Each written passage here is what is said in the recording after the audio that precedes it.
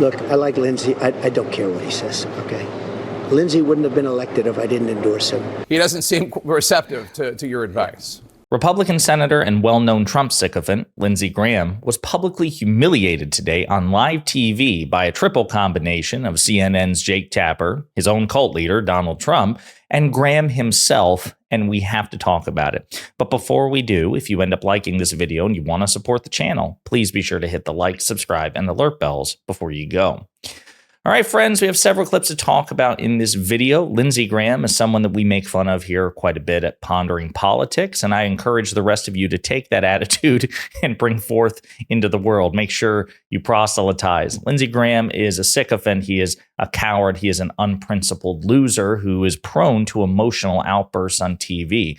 This is a man who styles himself as a conservative Republican who was an outspoken critic of Donald Trump during the 2015-2016 election campaign. And then as soon as Donald Trump locked up the nomination, he turned tail and just subordinated all of his principles and past positions to Trump for the sake of political expediency. And yet that doesn't seem to be giving him any favors with Donald Trump. So recently, Graham criticized Trump publicly. He said, listen, you need to stay away from personal attacks and really campaign on policy. That's how you'll win. Well, during an interview with CNN's Jake Tapper, Tapper reminded Graham of that and then pointed out that Donald Trump publicly responded to Graham's advice, and the whole thing was humiliating. You said last week that, quote, Donald Trump, the provocateur, the showman, may not win this election, unquote, urging that he focuses more on policies the way that you are in this interview. Mr. Trump responded to you. Take a listen. Yeah. Look, I like Lindsey. I don't care what he says, okay? Lindsey wouldn't have been elected if I didn't endorse him. So, South Carolina, Lindsey's my friend, but if I didn't endorse him, he would have had no chance of getting elected. I like Lindsey. I don't care what he says, the president says. He doesn't seem receptive to your advice. Well, I talked to him a couple of days ago. Now, all I can say is that President Trump, when he was president of our country, we had the most secure border in 40 years. Gas was at $1.87. Russia wasn't invading Ukraine. The Arabs were making peace with the Israelis. He's got a lot to be proud of. So you see, Lindsey Graham was publicly humiliated by Jake Tapper by playing a clip of Donald Trump publicly humiliating Lindsey Graham. And this is the best Lindsey Graham can do, is kind of a chuckle looking down. You can see his face is red. He's clearly embarrassed, but he's too much of a spineless coward to actually push back. Pretty pathetic stuff. This guy used to be the best friend of John McCain, with whom I had enormous political disagreements, policy disagreements, but was a statesman and was a veteran and was a man of principle, even if I disagree with many of the principles. And now, in McCain's absence, he's completely subordinated himself to an unprincipled, ideologically inconsistent populist like Donald Trump, who, by the way, routinely in life and after his death mocked John McCain and his service. So I think what Tapper did there was really good. I think I'm not saying that this is why he did it, but it had the unintended effect of reminding the American people to Lindsey Graham's face just how pathetic he is, and he really is pathetic. But that clip aside, there were other interesting parts of the interview as well. We're going to play some of those clips and unpack them together. The Democratic Convention generated a lot of energy this week. Millions of viewers tuned in, a bit more than tuned into the Republican Convention. It was disciplined. It was well produced. It conveyed patriotism and unity. The Harris campaign says it's raised an eye-popping $540 million in 35 days. You are as close to Donald Trump as anyone. Is what he saw this week making him and his campaign nervous at all? Well, I didn't see what you saw. If you're a Republican, you saw a hate fest. You saw a hate fest full of insults. And Donald Trump said to Barack Obama, "You're a nice man," after President Obama, insulted and jabbed President Trump continuously. It was designed. So that's Lindsey Graham, known supporter of Donald Trump, the least civil and least kind political actor in modern politics. A guy who says, I like Lindsey, but I don't care what he says. Lindsey's my friend, but I don't care what he says. Imagine liking someone caring enough about them to call them your friend. Obviously, Trump doesn't believe that, but let's just take his words at face value. You say you like someone, you say they're your friend, but also you don't care what they say. These things are mutually exclusive. They're incongruous. And yet Lindsey Graham continues to tie himself in knots to defend Trump. Trump, who was the architect of the birther conspiracy that plagued President Obama's candidacy and his presidency, this idea that he wasn't an actual American citizen, that he, was born in a different country and was some sort of like radical jihadist or whatever, just these things which really attacked the core of President Obama's identity. Well, now he's being nice to Barack Obama. Ignore all the terrible things that Trump has said about President Obama in the past. Now he's saying he's a nice man, and therefore President Obama shouldn't insult Donald Trump, shouldn't respond in kind to Donald Trump, and it's really wrong. This is what I mean when I talk about how utterly snowflakeish the MAGA movement is. They think that they have the right, they have the entitlement to insult and denigrate you, and people you care about with impunity. Liberals, progressives, people in blue cities, blue states, women, minorities, marginalized groups, the LGBTQ community, the press, whatever, Democrats, they can insult you whenever they want, wherever they want, about whatever they want. But you can't give them a fraction of it in return. You can't match that energy at all. If you say one bad thing about them, you're being the uncivil ones. This deserves, again, nothing but contempt. Lindsey Graham should be relentlessly made fun of and called out for his hypocrisy for this. He should be mocked. I really believe that. I genuinely believe that these Republican politicians who clutch their pearls and beg for civility should be made fun of relentlessly and said, hey, listen, if you want civility back in politics, your first obligation is to condemn in no uncertain terms publicly the rhetoric of Donald Trump and the MAGA movement.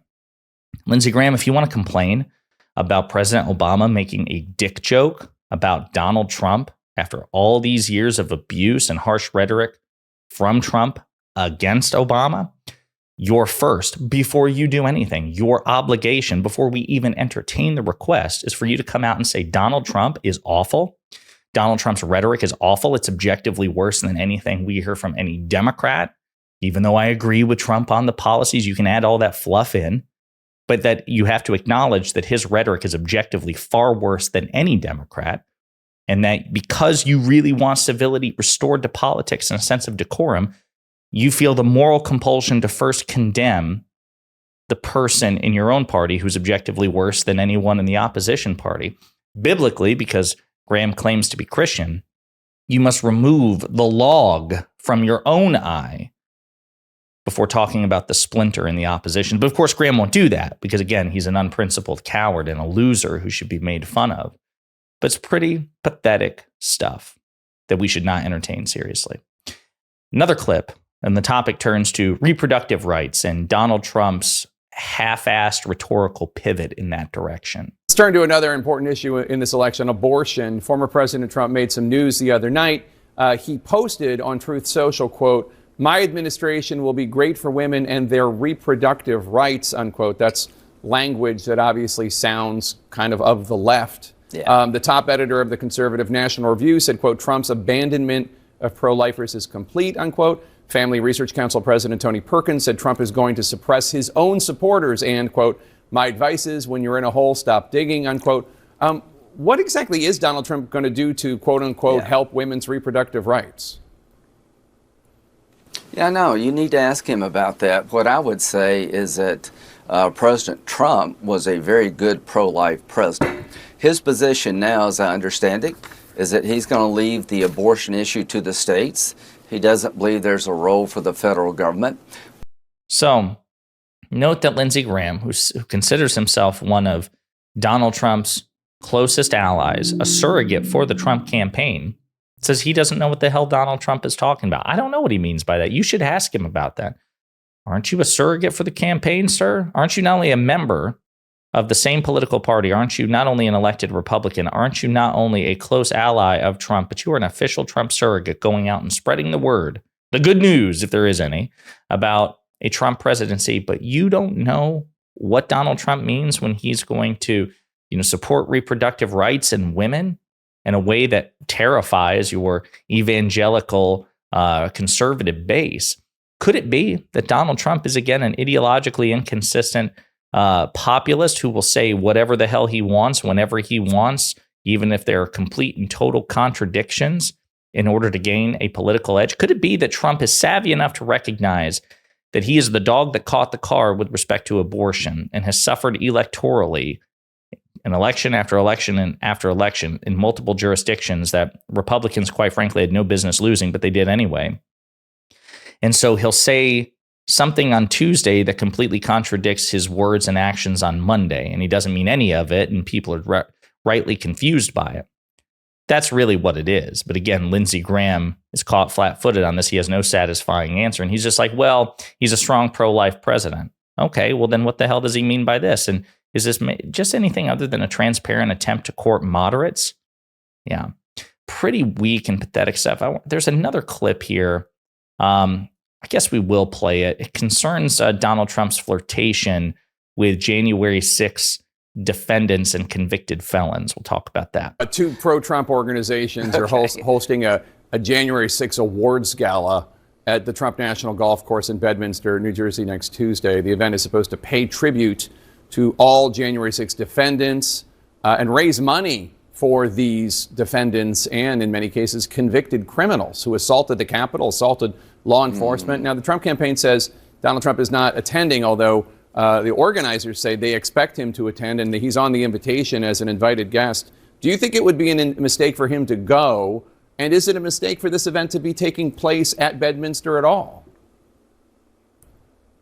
Well, my view of January 6th, I was actually there, that the people who broke into the Capitol and assaulted police officers